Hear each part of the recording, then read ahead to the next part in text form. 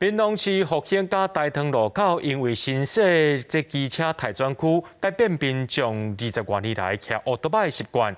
即摆呢，有的警察会伫路边翕相来处理，短短1个月时间就开上百张的罚单，引起民众埋怨。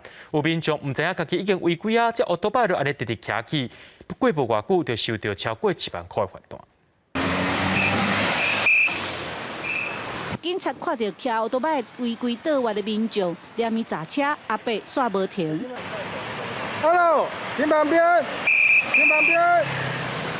阿伯当场无停车，事后就收到这张10600块的罚单，伊真不满，讲根本就唔知影家己违规，因为这个复兴路甲大塘路路口才成为机车待转区，1个月至少已经开出100多张的罚单。现场要是看到真侪骑奥多摆的民众，无骑到待转区，就直接倒弯过。有民众嘛讲，家己捌互警察开单过。我前几天为了买一个蛋饼，就花了600多块买一份蛋饼。啊，你现在设一个那个警察，他就可以光明正大，说难听一点就是在抢钱。因为没有习惯呐。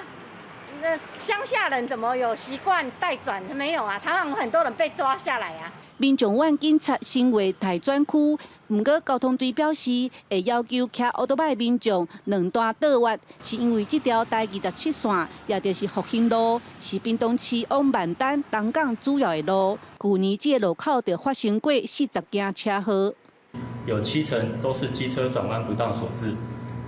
本局与道路主管机关屏东施工所 于现场会勘后，于该路口设置2段式左转标志及标线。交通队强调，因拢是依法开单，若是民众不服，会当向监理站申诉。记者邓家文、刘伟哲，屏东报道。